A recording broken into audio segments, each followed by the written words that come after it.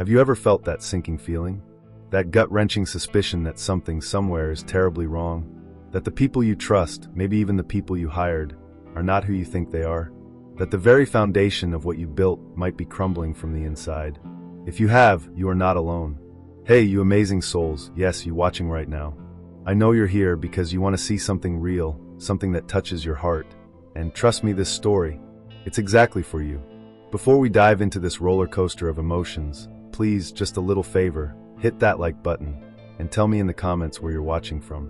It helps me know we're connecting, all of us, around the world. You're a good person, and I see you.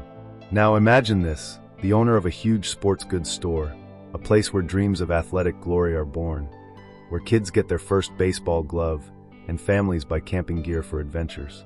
This man, Mr. Silas Thorne, he built it all. He poured his heart and soul into it. But lately, Silas had a feeling, a dark cloud hanging over his sunny empire. Something wasn't right. Sales were down, sure, but it was more than that. It was the whispers he heard, the way employees looked away when he walked by. It was the fear in his gut. Let's dive in. Silas decided to go undercover. He'd become a new, quiet employee, just another face in the crowd. He wanted to see, with his own eyes, what was happening. He dyed his hair, put on glasses, and called himself Lenny. He got a job at his own store, working the evening shift. And at first, it was normal. People were busy, customers were shopping, the usual rush of a retail store. But then, he met the manager, a man named Jared. Jared was something else. He was loud, he was arrogant, and he had a way of making everyone around him feel small, especially the younger employees. One of them, a teenager named Anya, worked the cash register. She was quiet, she was hardworking, and she had a smile that could light up the whole store. But Jared, he didn't see that. He saw someone he could push around. One night, Silas, or Lenny, saw it. Jared was yelling at Anya, right in front of the customers. "You're too slow," he sneered. "You're always messing up. Can't you do anything right?" Anya's face turned red, and tears welled up in her eyes. She tried to explain, to say she was new, that she was trying her best. But Jared didn't listen.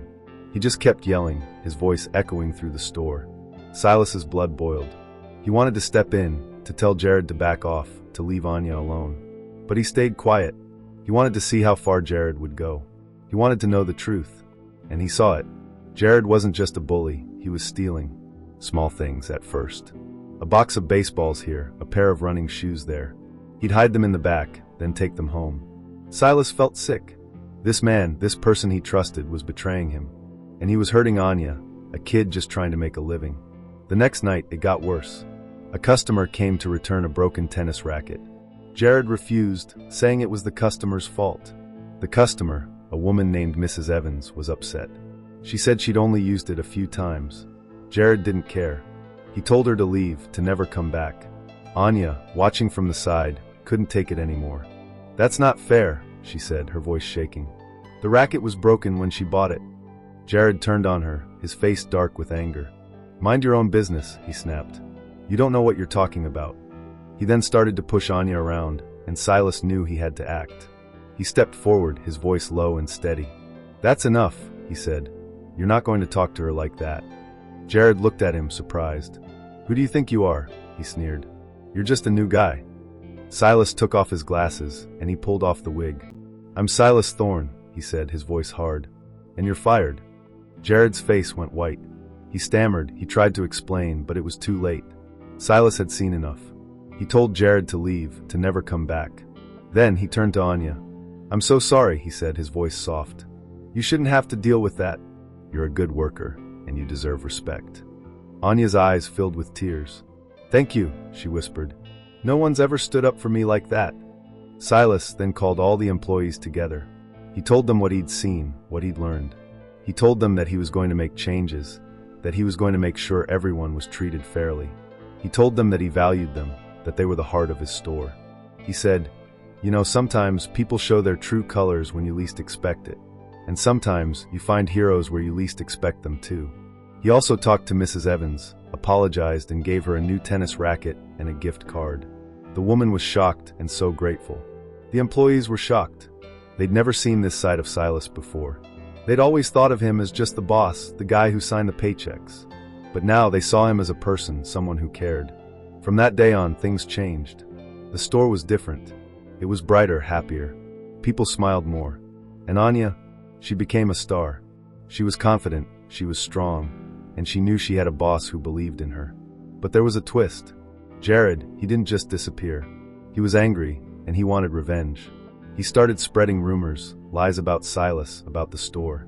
He tried to turn people against him. He even tried to get Anya fired, but Silas, he was ready. He had proof of Jared stealing, and he wasn't afraid to use it. He went to the police, and Jared was arrested. The rumors stopped, and the store went back to normal. But Silas, he never forgot what he'd learned. He knew that even in the best places, bad things could happen. He knew that you had to be vigilant, that you had to care. He also learned something else. He learned that sometimes, the people you least expect can surprise you. Anya, the quiet teenager, she had more courage than anyone he knew. She stood up for what was right, even when it was hard. And that, he realized, was the most important thing. Sometimes, the world throws unexpected turns, and you find yourself in situations you never thought possible.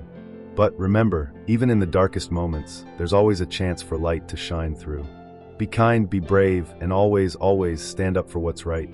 Because you never know, you might just be the hero someone needs.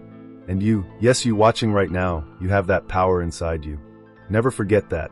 And if you ever feel like you're alone, remember that we're all here, together, watching, listening, and caring. You are not alone.